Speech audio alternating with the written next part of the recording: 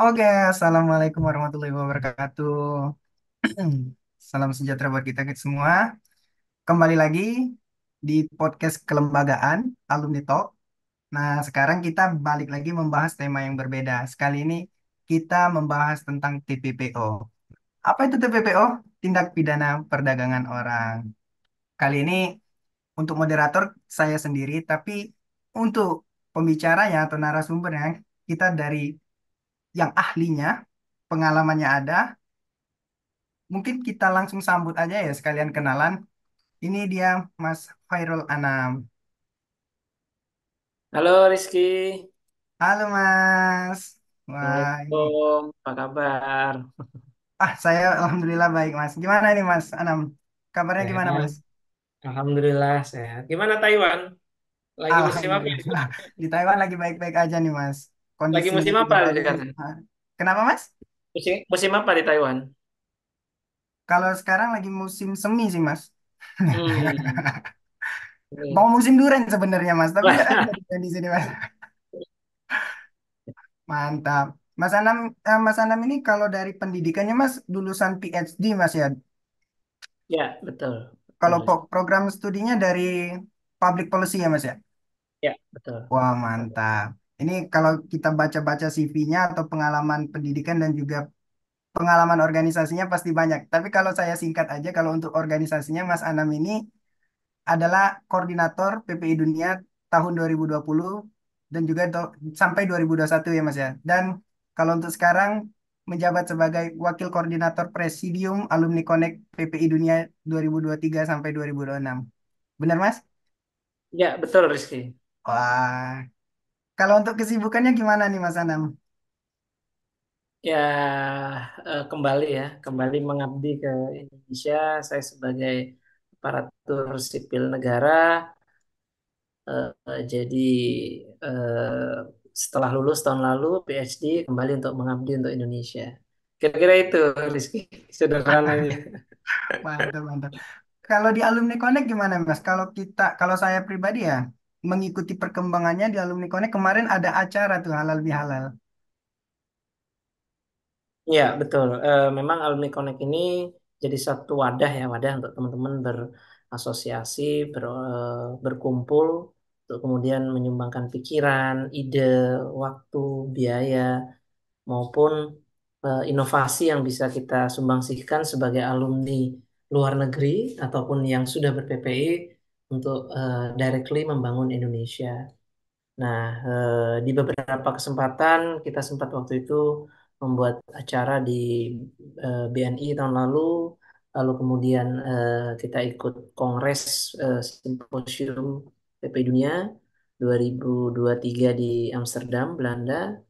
Dan kemarin kita melakukan beberapa diskusi ya, diskusi publik, termasuk juga diskusi publik tentang apa tindak pidana perdagangan orang yang saat ini apa jadi bahan materi kita malam hari ini. Jadi Alumni Connect berusaha untuk kemudian aktif ya, aktif menampung setiap permasalahan dan kemudian aktif juga untuk memberikan solusi, masukan kepada pemerintah ataupun stakeholder lainnya yang bisa kita berikan masukan untuk perbaikan kebijakan maupun eh, kontribusi negara Indonesia, terutama bagaimana sering kita sebut sebagai Indonesia Emas 2045. Itu divisi alumni Connect maupun PPI Dunia ke depan. Itu Rizky. Mantap, mantap. Kalau untuk ke depannya nih Mas, atau kegiatan-kegiatan terdekat dari Alumni Connect apa nih Mas? Eh, kita mau melakukan ini ya diskusi. Oh iya, saya lupa. Kita waktu itu alumni Connect pernah diskusi dengan tim ses ya, tim ses ketiga calon presiden dan calon wakil presiden dalam rangka untuk menuangkan ide, pikiran eh, para mahasiswa luar negeri kepada presiden terpilih nantinya. Nah, ini kan sudah ada presiden terpilih, tentu saja agenda berikutnya yang ingin kita lakukan adalah melakukan diskusi dengan apa pemerintahan yang baru untuk memberikan masukan, memberikan kontribusi karena Kalau kita bicara kebijakan publik, sebagaimana teorinya Profesor Martin Potucek ya, kita ini kan sebagai lembaga kemahasiswaan, baik PPI ataupun Alumni Connect, itu adalah expert community. Nah, expert community itu punya relasi atau hubungan dengan yang namanya policy maker atau pemerintah sebagai pembuat kebijakan. Hubungannya apa? Hubungannya dalam memberikan masukan atau expert opinion, jadi pendapat ahli. Nah, ini yang kita coba nanti lakukan. Kita coba persiapkan road to the next government untuk kemudian kita berikan masukan, kontribusi perbaikan yang bisa diimplementasikan dalam kebijakan-kebijakan ke depan sehingga pertumbuhan ekonomi, kesejahteraan masyarakat itu nanti bisa menjadi lebih baik di masa mendatang. Amin, amin, amin. Ini kita semuanya berharap lah ya Mas ya. Semoga memang pemerintahan ke depannya mendengarkan ya dan juga Insya Allah, mengimplementasikan semua masukan dari alumni Connect. Amin, amin. insya Allah. Oke, kalau kita mau ini Mas, ya, kita pembahasan sekarang kan temanya kita TPPO, tindak pidana perdagangan orang. Mungkin Mas ahlinya atau ada pengalamannya Mas ya di TPPO ini. Kalau secara dasarnya Mas ya, TPPO tuh apa sih Mas?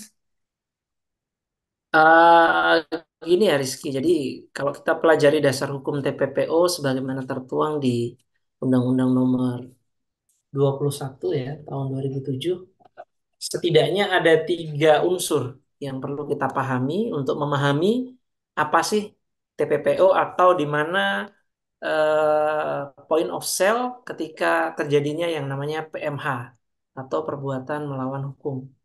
Pertama, ada objeknya. Jadi ada objek hukumnya. Apa saja objek hukumnya? Misalnya ada perekrutan, pengiriman, penampungan, pemindahan, mengangkut, atau menerima seseorang. Nah, ini adalah kegiatan-kegiatan yang menjadi objek di dalam definisi dari TPPO itu sendiri. Lalu unsur yang kedua, adanya metode atau tools yang digunakan terhadap objek-objek tadi, ya.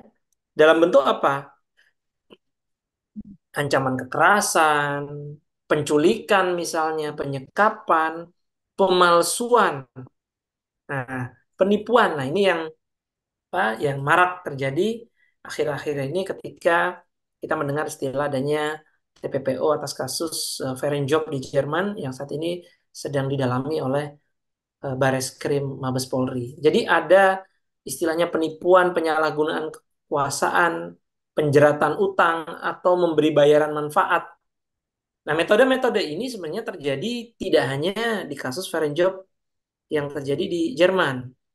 Saya sebagai koordinator PPI Dunia periode 2020-2021 dan juga Ketua PPI Ceko 2019-2020 saat itu mengikuti perkembangan kasus TPPO yang terjadi di Taiwan dan di Tiongkok tahun 2019.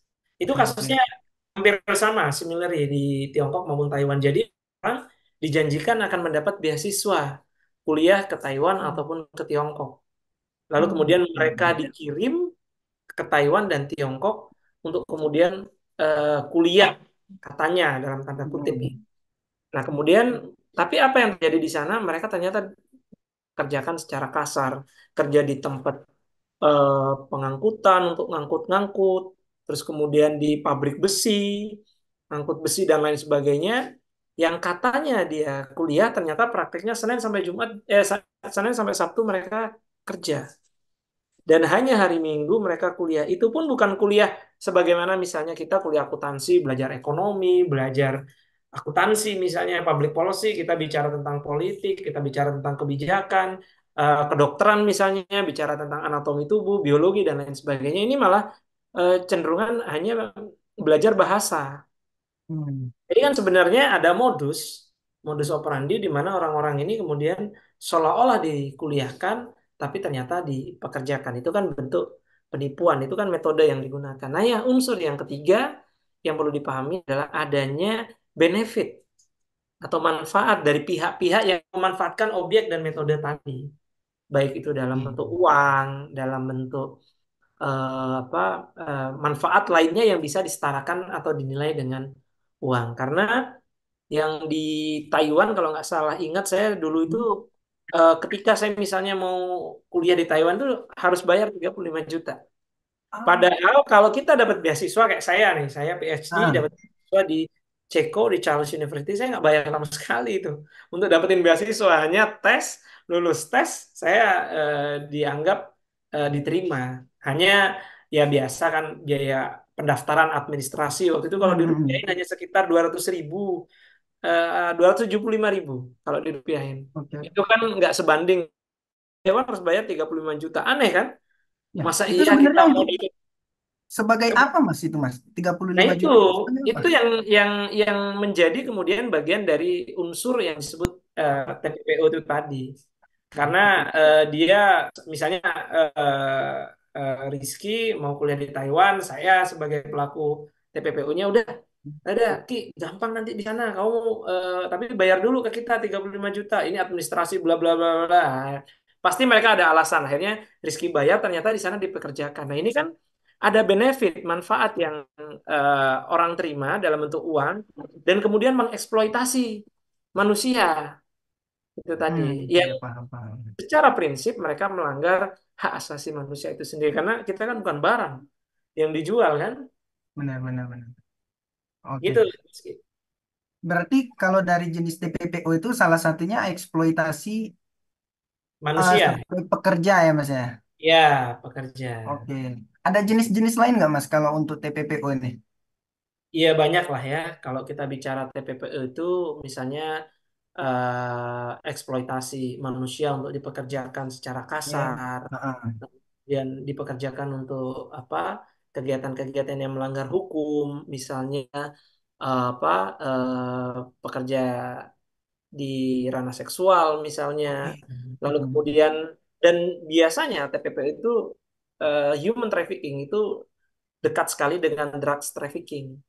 Jadi Oke. kadang mereka juga dipekerjakan untuk kemudian dikirim sebagai agent-agent atau apa ya istilahnya orang-orang yang kemudian udah kamu ke sana nanti ngirim barang padahal dia ternyata jadi kurir narkoba itu kan juga bentuk-bentuk ya orang Hmm. dipekerjakan dia nggak tahu apa-apa dan lain sebagainya yang kalau nggak salah pernah di Malaysia ya TKW kita yang Hmm. sampai dapat perhatian pemerintah yang alhamdulillah akhirnya bebas karena dia nggak tahu apa-apa barangnya ternyata disimpan narkoba. Nah kadang human trafficking itu dekat dengan drugs trafficking jadi orang dipekerjakan atau disuruh pindah move hanya untuk mengantarkan barang yang kadang yang ngirim juga siapa dia nggak tahu. Itu Hmm. beberapa bentuk dan contoh TPPO yang dimanfaatkan oleh pihak-pihak tidak bertanggung jawab yang untuk mendapatkan benefit buat dia sendiri. Oke. Berarti TPPO ini juga nggak mandang usia, Mas ya. Bahkan dari anak kecil sampai orang dewasa pun bisa menjadi korban dari TPPO ini ya, Mas ya. Betul, karena kan objek hukumnya pasti manusia ya. Jadi Mm-mm. baik apa berumur berapapun ya. Jadi ada juga kan kalau tidak salah kasus yang pernah karena TPPO ini tidak hanya lintas negara ya, tapi juga di dalam negeri. Ya. Misalnya dulu pernah dibongkar oleh kepolisian anak-anak kecil yang disuruh nemenin ibu-ibu ngemis di lampu merah. Itu kan Benar, juga banyak bentuk itu. TPPO kan? Iya, eksploitasi anak itu kena Ah, undang pelindungan anak tuh. Sama itu juga dia dipekerjakan, digendong seolah-olah ini anak saya, kasihan, tolong dong kasih saya uang itu ah, juga bentuk padahal ternyata bukan anak dia disewain, nyawa dari orang lain dan lain sebagainya. ah, Ini juga bentuk apa tindak perdagangan orangnya dan ini yang kami dari Alumni Connect itu mm, mengecam keras tindak seperti itu karena menguntungkan satu pihak tapi merugikan pihak lain. Tidak sekedar hanya kerugian secara finansial, tapi juga secara mental. Ini yang sebenarnya berat, Rizky. Kalau menurut saya, kalau misalnya Rizky hilang duit 1 juta, 2 juta gitu ya, 5 juta, kepikiran paling sehari, 2 hari, seminggu lah paling lama. Habis itu, berat wah, juga. iya, nggak rezeki. Coba bayangin kalau ternyata apa kerugiannya mental, orang Ya. trauma, kayak teman-teman kita Job di Jerman. Misalnya Rizky lah sebagai contoh, Mm-mm. eh, wah udah seneng-seneng magang di Jerman, wah upload di IG, di Facebook, udah komen teman-teman, wah selamat, hebat dan lain sebagainya. Ternyata misalnya dalam tanda kutip jadi babu, jadi buruh pasar gitu ya. Coba gimana mentalnya coba? Itu kan pasti shock banget dan pasti Benar mas, kepikiran. Bisa pasti jadi dia kena mas ya. trauma. Dia trauma, ada trauma. Nah, ini yang menurut saya PPI Dunia maupun Alumni Connect itu perlu mengambil posisi di sini untuk melakukan trauma healing terhadap korban-korban yang menjadi korban TPPO agar mereka tetap punya semangat ke depan, nggak apa ya, nggak trauma kalau dengar beasiswa. Padahal udah bener nih beasiswanya, nggak takut ntar dipekerjakan kasar. Padahal apa ini beasiswa yang benar gitu. Jadi ini akan berdampak kepada masa depan seseorang juga. Oke oke, Gitu Rizky. benar benar mas. Pasti akan ada dampaknya juga ya mas ya kalau dari TPPO ini. Tadi juga saya mendengar bahwa Mas juga menjelaskan tentang pelanggaran yang ada di Taiwan gitu mas. Berarti ini menyangkut mahasiswa mas ya. Betul. Apa Mas terlibat langsung Mas dari penanganan TPPO kemarin yang ada di Kebetulan Taiwan kemarin? tidak. Kita hanya dapat info. Saya sebagai ketua PPI Ceko mendapat info Mm-mm. grup ke apa ketua PPI bahwa ada kasus seperti itu. Hanya kita mengeluarkan pernyataan sikap, ya pernyataan sikap. Dan kalau tidak salah PPI Dunia juga terkait TPPO sudah pernah juga membuat pernyataan sikap ya. Untuk mengecam tindakan TPPU. Nah, itu yang diperlukan sebenarnya. Karena di posisi kita sebagai mahasiswa, yang bisa kita lakukan saat ini hanya menyuarakan agar kasus ini segera diusut tuntas, siapa aktor intelektualnya, siapa pelaku di lapangan, agar segera diusut, agar tidak ada lagi korban-korban TPPU di masa mendatang. Nah, yang kemudian bisa dilakukan secara langsung itu adalah PPI yang bersangkutan biasanya. Kalau di Taiwan biasanya PPI Taiwan ya nanti bisa koordinasi dengan Kementerian Luar Negeri di Jakarta karena Taiwan kan nggak ada KBRI ya. Nggak ada Misalnya Mas. kayak gitu ya Mm-mm. nggak ada KBRI. Terus kalau misalnya yang ada KBRI-nya kayak di Tiongkok, dia bisa datang ke KBRI, dia datang ke Konjen untuk kemudian berkonsultasi dan meminta bantuan atau perlindungan hukum karena ada fungsi perlindungan WNI yang dimiliki oleh Kementerian Luar Negeri terutama untuk melindungi mahasiswa dan apa orang-orang atau pihak-pihak yang menjadi korban TPPO. Iya iya Mas. Sebenarnya kalau dari pengalaman saya pribadi Mas ya, karena saya kan udah 3 tahun di Taiwan, jadi sudah sangat dekat atau dan juga banyak kenal orang ya Mas ya. Mungkin dari salah satu korban yang tahun 2019 kemarin yang waktu di Taiwan itu pernah juga saya berbincang sedikit-sedikit Mas. Jadi Gimana mereka tuh? tuh sebenarnya korbannya banyak sekali Mas. Tapi kalau yang untuk mengungkapkan, nah itu mereka tuh nggak terlalu banyak yang untuk berani Mas gitu. Salah satunya mungkin karena kita nggak ada KBRI di sini. Kita kan cuma ada KDEI, Kantor Dagang Ekonomi aja Mas di sini. Jadi mereka nggak merangkup semua terkait juga pendidikan dan lain-lain gitu. Nah, jadi mungkin mereka tuh kebanyakan dari teman-teman tuh yang berpikir bahwa setidaknya mereka di sini tuh menghasilkan uang Mas gitu.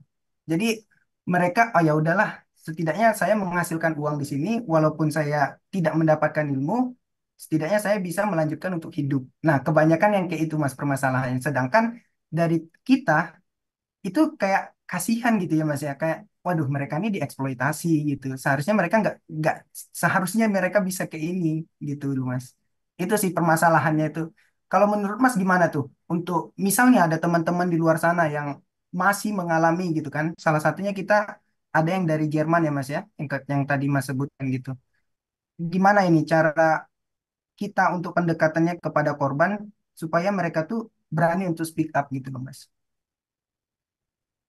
Ya sama ya seperti korban-korban apa lainnya yang apa takut untuk kemudian speak up. Ada banyak faktor ya Rizky. Pertama bisa jadi misalnya orang yang menjadi korban itu dekat atau kenal dengan pihak-pihak yang para pelaku ini.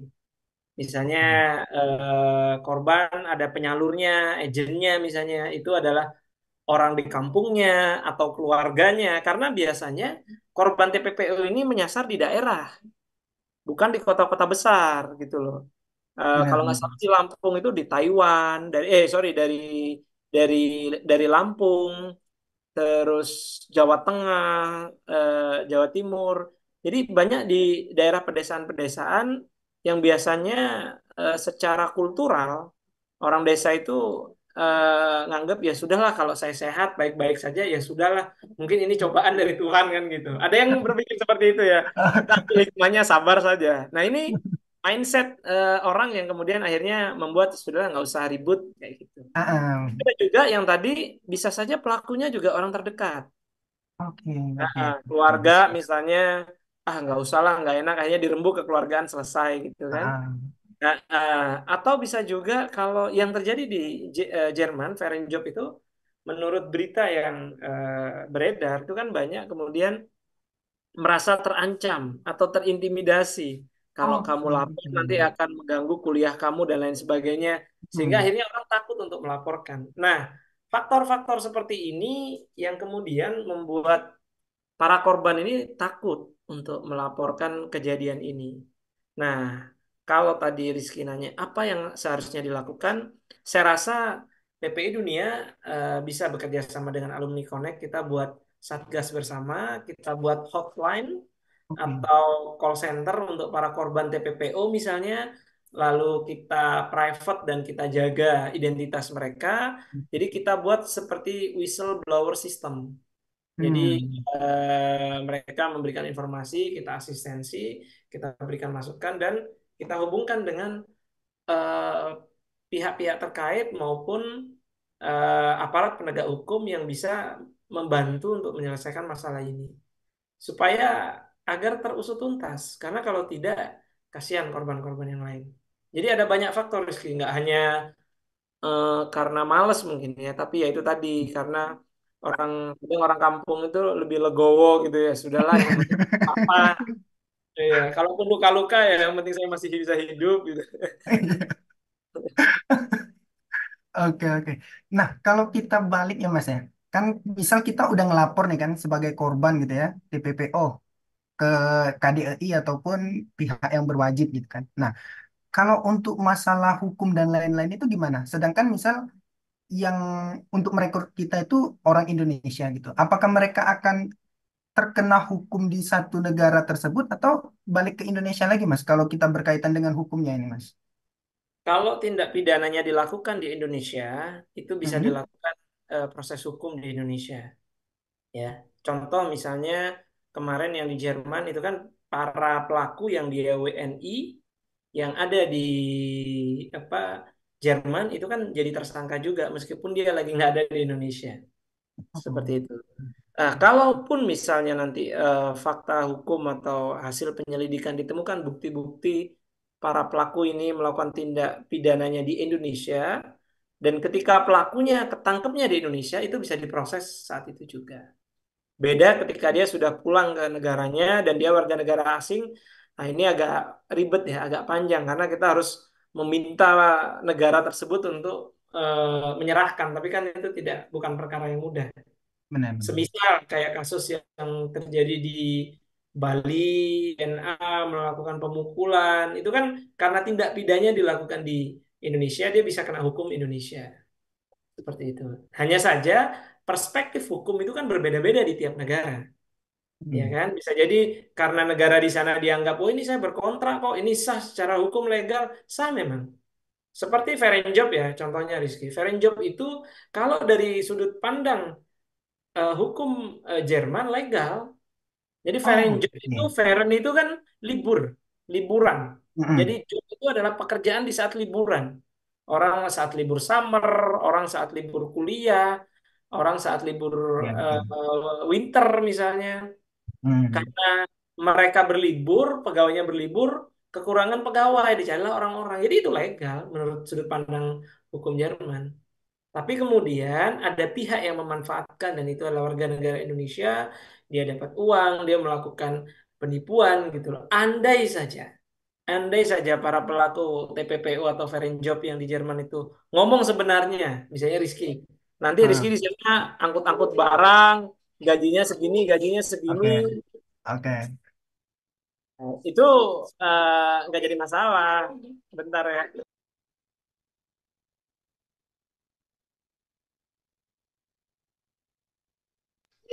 bentar ya. Aman-aman Mas. Podcast juga ini kita bisa potong-potong nanti Mas. Oh iya. Oh, nah, dah. Gitu. Jadi karena itu ada ketidakjujuran atau tadi yang unsur objek yang kita sebut itu atau scoop itu dia menipu. Nah, ini yang akhirnya orang kan yang mungkin awalnya tidak tertarik jadi tertarik gitu kan. Hmm. Dikiranya di sana enak, kerja gajinya banyak. Kayak di Taiwan itu, Rizky kalau nggak salah dulu dijanjiin gaji berapa ya? $1.000 Taiwan ya? $1.000 Taiwan berapa itu kira-kira? Kalau $1.000 Taiwan 500.000 rupiah Mas. Berarti bukan Ah, 1.000. Ya? kalau kita sebagai apa ya Mas ya, pekerja itu Nah. untuk upah minimumnya itu kurang lebih bisa 7 juta sampai 8 juta. Oh, Mhm. 27.000. Ah, ya, Kalau dua kalau puluh tujuh ribu berapa itu? 27.000 kurang lebih 9 jutaan Mas, 8 Nah, juta. 9, Nah, 8 9 juta, setengah. 8 Ya, juta lah ya, 8,5. Itu ya. kalau nggak salah Taiwan dulu hanya terima 2 juta. Nah, Ah, itu kan tipu kan? Ada katanya ada pemotongan lah, administrasi lain sebagainya, bla bla bla. Nah, ini yang apa disayangkan kan, gitu Rizky. oh, kena banget berarti itu Mas ya. Tapi Jauh kalau banget itu, ah, potongnya jauh banget. Kak, kalau balik ke Taiwan Mas ya, karena saya yang tinggal di Taiwan itu sebenarnya banyak sih Mas, kayak motif-motif seperti itu gitu. Ada yang kuliah magang. Nah, kuliah magang itu dia oh selama dia berkuliah dia bisa ngambil part time gitu. Nah, tapi untuk part time-nya itu sama dia kadang kerjanya sangat keras gitu. Pokoknya dia pekerja-pekerja keras lah gitu. Nah, dan juga ketika mereka magang di perusahaan itu kebanyakan memang mahasiswa ini nggak mendapatkan tempat magang yang sesuai dengan jurusannya gitu. Hmm, hmm, hmm. Misal ada yang di teknik sipil. Nah, tapi mereka kerjanya di pabrik. Nah, pabrik yang angkut-angkut barang, tempat mereka part-time malahan. Nah, itu kan kayak nggak sesuai, Mas. Ya. Nah, apakah itu Iya. termasuk PPO juga, Mas, gitu? Maksudnya ada penyalahgunaan lah ke itu. Kalau itu kan sebenarnya tergantung kontrak ya, kontrak dia Ya. beda Oke. penyalahgunaan. Nah, kalau TPPU itu biasanya ada pihak ketiganya, ada Oh, orang yang oke. memanfaatkan.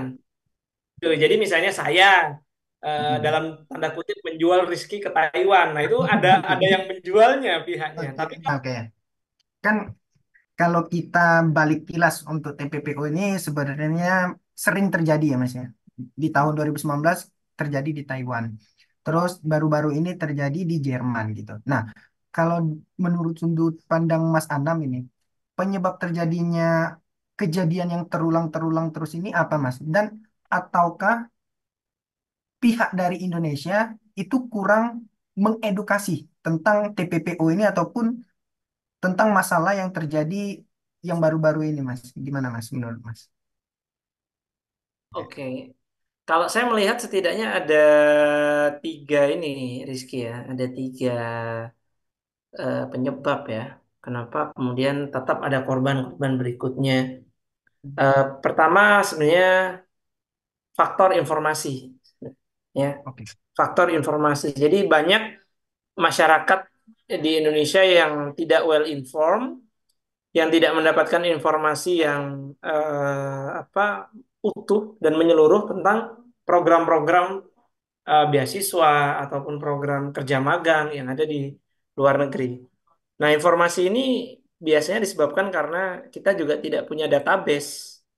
Nah, ini Hmm. yang sebenarnya ketika saya menjadi koordinator PP Dunia penting sekali. PP ini punya database.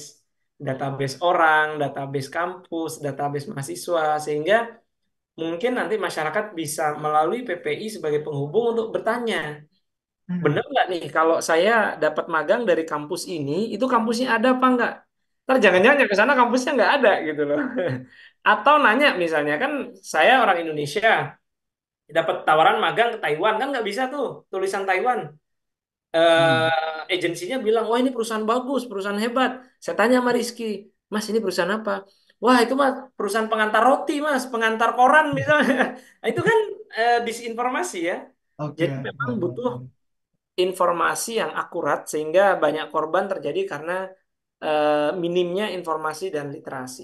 Itu pertama. Oke. Faktor yang kedua, kemudian memang adanya faktor belum kuatnya regulasi yang dimiliki oleh pemerintah Indonesia dalam hal untuk menjaga para korban TPPO ini terulang dan terjadi di masa mendatang. Kenapa? Karena mungkin kita perlu dilakukan penjagaan yang lebih ketat lagi, Mas. Hmm. Ketika orang-orang mau pergi ke luar negeri. Misalnya visanya, kalau visa student kan jelas ya, bahwa saya Aman. mau kuliah karena ini LOE saya, Hmm. letter acceptance saya, ini kontak yang bisa dihubungin di kampus, silahkan dicek kalau tidak percaya dan lain sebagainya. Ini aslinya dan lain sebagainya itu terbukti. Karena kalau apa pihak imigrasi kan nggak mungkin baca sampai nungguin bentar mas ya, saya pelajarin dulu berhari nggak mungkin karena ada banyak orang di depan kan, sekelebat yang penting datanya itu meyakinkan. Oke, Nah, itu oke. perlu diperkuat lagi berarti penjagaan di keimigrasian, terutama untuk yang visa pekerja. Nah, yang di Hmm. foreign job itu visanya bukan student, Mas. Visanya pekerja. Oke, pekerja Mas ini. Nah, termasuk juga kita perlu cek juga yang di Taiwan dan di Tiongkok dulu ya. Bisa saja dulu visanya pekerja. Nah, kita Hmm. harus uji lagi pekerja ini. Apakah benar perusahaannya layak untuk mempekerjakan orang, menggaji orang sebesar itu misalnya. Nah, ini kan perlu informasi berbagai pihak. Misalnya saya dapat tawaran kerja di Taiwan PTA. Wah, ini dapat gaji 50 juta. Oh, udah seneng kan? Wah, udah berangkat nyampe bandara, sama bandara suruh pulang. Jangan Pak, pulang aja. Ini perusahaan jual kerupuk, nggak mungkin gaji 50 juta gitu kan. Nah, kayak gini kan perlu lakukan penguatan regulasi ya, penguatan regulasi terhadap apa para calon pekerja atau magang yang ke luar negeri. Kalau Hmm. bicara regulasi, sebenarnya saat saya menjadi koordinator PPI Dunia itu, eh, kita PPI Dunia sudah mengusulkan yang namanya RUU Perlindungan Pelajar Indonesia, yang kalau tidak salah itu menjadi tupoksinya SPIHK juga untuk mendorong ini regulasi ini disahkan pemerintah. Kenapa? Kalau kita sudah punya perangkat hukum, perangkat peraturan perundangan, itu nanti lebih enak lagi. Siapakah nanti yang bertanggung jawab, koordinasinya kemana, lalu nanti kalau ada apa-apa adik-adik siapa yang jemput dan lain sebagainya itu kan tercover terlindungi oleh undang-undang sehingga Hmm. hak-hak kita sebagai warga negara Indonesia itu bisa terjaga dan terlindungi. Nah, faktor yang terakhir nih ini yang agak tricky kadang. Faktor finansial. Oke. Gitu loh. Karena iya kita diiming-imingi gaji gede, diiming-imingin dapat penghasilan besar. Wah, di Taiwan ya dapat kerja gaji 10 juta atau 15 juta. Udahlah berangkat aja lah. Nyampe di sana gajinya cuma 2 juta gitu berarti kan. Aduh. Nah, setidaknya at least tiga faktor itu tadi yang kemudian eh, apa ya mempengaruhi kenapa kejadian ini masih terus terjadi dan berulang. Oke, oke. Berarti untuk penanggulangannya nggak bisa cuma satu orang ataupun korban aja. Berarti ini bisa secara lengkapnya pemerintahan juga ikut, ya Mas ya, organisasi juga ikut, bahkan PPI PPI gitu ya. Harus bekerja Betul sama dan sekali. berkolaborasi berarti Mas ya. Betul, betul Mas Rizky. Karena apa tindak pidana perdagangan orang ini sudah termasuk juga dalam objek kebijakan publik atau public policy.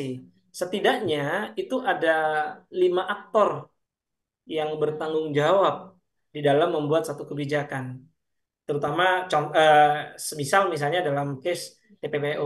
Siapa saja aktornya? Pertama adalah pembuat kebijakan itu sendiri. Pemerintah dalam hal ini di Pemerintah. Indonesia, Hmm. eksekutif, lalu legislatif, DPR sebagai pembuat undang-undang. Nah, ini harus berkolaborasi untuk kemudian menciptakan atau membuat satu peraturan regulasi yang menjaga, mengcover agar tidak terjadi kejadian yang sama di masa mendatang. Lalu aktor yang kedua yang juga penting adalah politisi atau partai politik karena partai politik ini adalah bagian dari eh, pembentuk peraturan tadi. Dia sebagai bagian dari legislatif, mereka juga sebagai bagian nanti pemerintah, top manajemen, fungsinya untuk memberi masukan. Karena politisi ini adalah bagian dari masyarakat yang menyuarakan aspirasi-aspirasi dan pemikirannya. Aktor yang ketiga itu adalah expert community yang kita bilang tadi, yang biasanya menyuarakan ide-ide, pikiran, dan masukan-masukan. Aktor yang keempat itu media, Mas Rizky. Nah, hari Oke, ini di media. Indonesia kan terkadang media tuh sangat besar sekali perannya untuk menginfluence. Ada kebijakan yang salah, ada kebijakan yang kurang, ada kejadian kurang tepat. Media itu bisa melakukan media framing untuk kemudian mempengaruhi pembuat kebijakan ataupun aparat penegak hukum. Dan aktor yang kelima adalah masyarakat itu sendiri.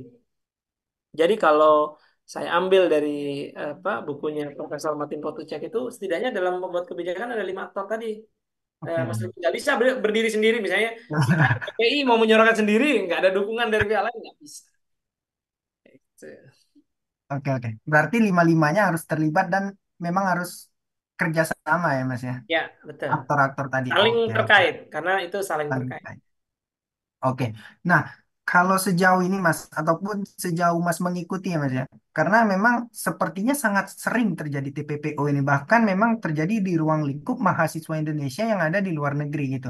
Nah, kalau untuk selain dari yang Jerman gitu, yang Mas tahu negara mana aja nih Mas yang memang sepertinya ada nih TPPO namun memang belum terpublish atau gimana gitu. eh Kalau terjadi mungkin kita perlu ini ya, kita perlu kaji lagi, kita perlu lihat Oke. lagi. Tapi Mhm. memang eh, TPPU ini kan tidak terkait hanya masalah mahasiswa ya. Jadi Benar. tidak terkait hanya masalah mahasiswa, dia dapat informasi studi. Yang saya pernah tahu itu ada kejadian di Spanyol.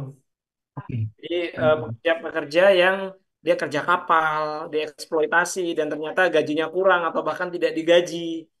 Itu kan kejadian juga. Lalu sering yang kita dengar negara-negara yang banyak para pekerja Indonesianya atau pekerja migran Indonesia seperti di Timur Tengah, di Arab Saudi, ya kan, di Hong Kong, di Asia, lalu di Malaysia, itu rentan sekali terjadi kasus-kasus TPPO.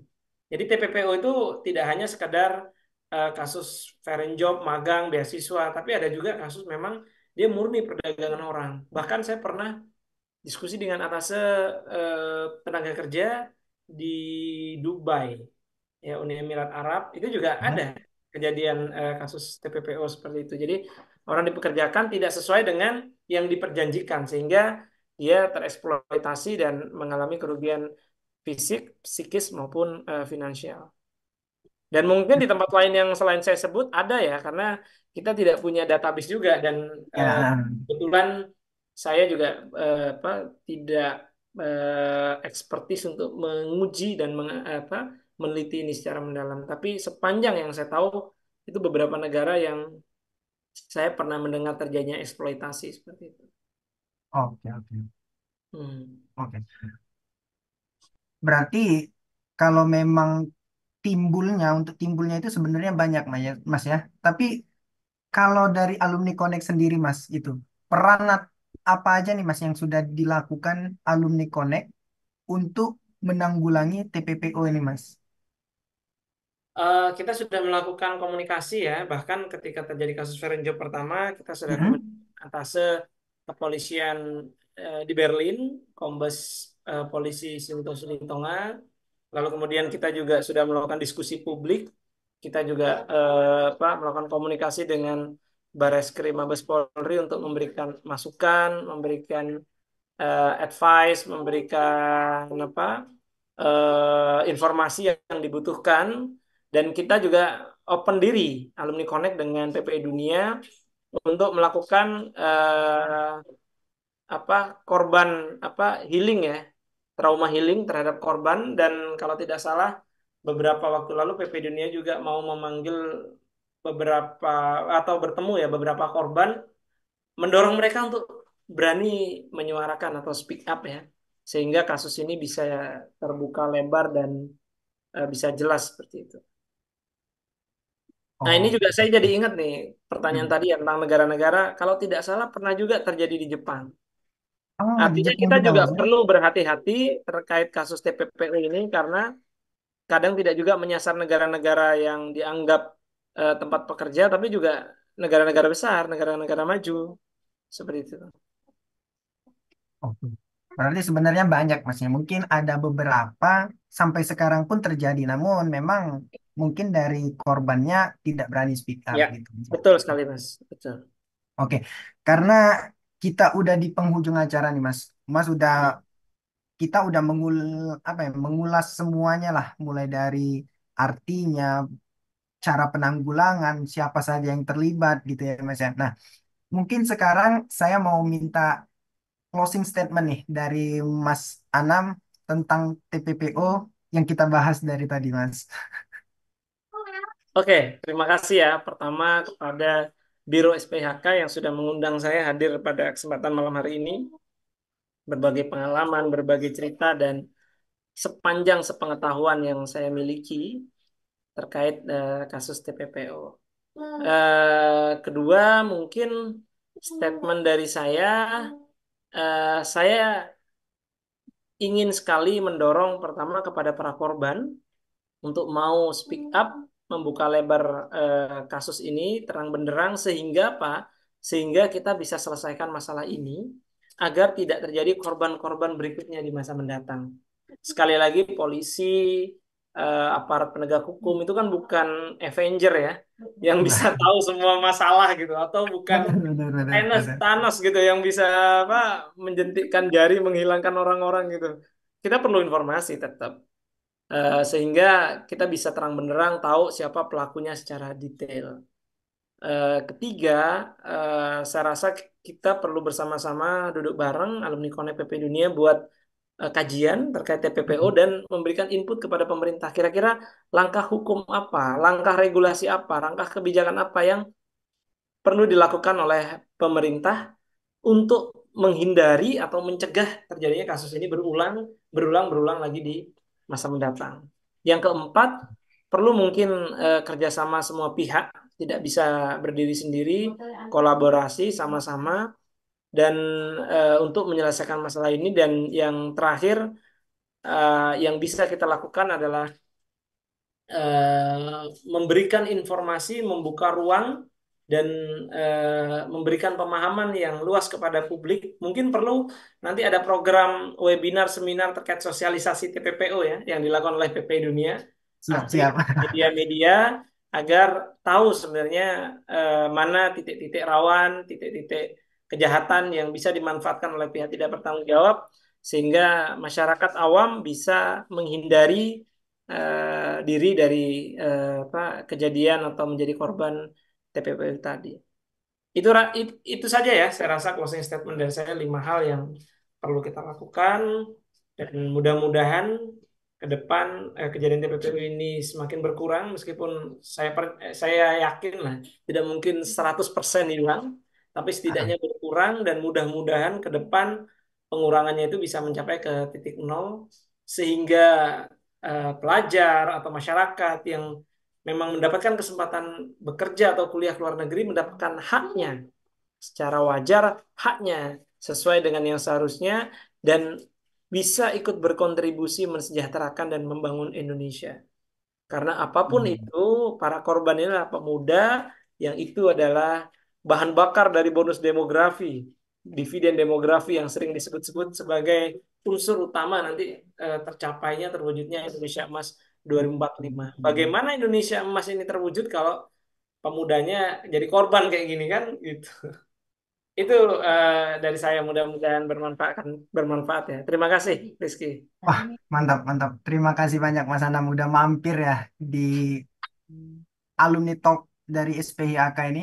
Juga terima kasih Mas kita udah membahas tuntas. Semoga saja para pendengar dan juga mungkin mahasiswa lah yang ada di luar negeri ini mungkin yang masih terlibat ataupun menjadi korban bisa speak up dan juga yang paham bisa memberitahu lah ataupun menyebar informasi untuk penanggulangan dari TPPO ini. Semoga tidak ada lagi korban, semoga tidak ada lagi ke depannya yang terjadi baik di negara manapun.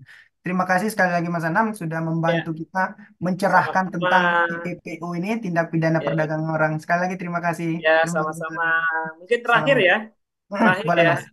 saya ingin mengucapkan apresiasi yang besar kepada kepolisian ya, pihak kepolisian, Kapolri, Bareskrim Mabes Polri maupun Atase Kepolisian Berlin ya, Kombes Pol Sinto Silitonga yang secara aktif membongkar kasus TPPU ini sehingga sekarang menjadi viral. Kadang di Indonesia ini kalau nggak viral, ini ya Kalau nggak viral, nggak akan terselesaikan Mas. nggak selesai gitu. Harapannya setelah ditangani oleh kepolisian, kasus ini semakin jelas, semakin diusut dan dibasmi para pelaku-pelaku yang merugikan pihak-pihak dan para korban.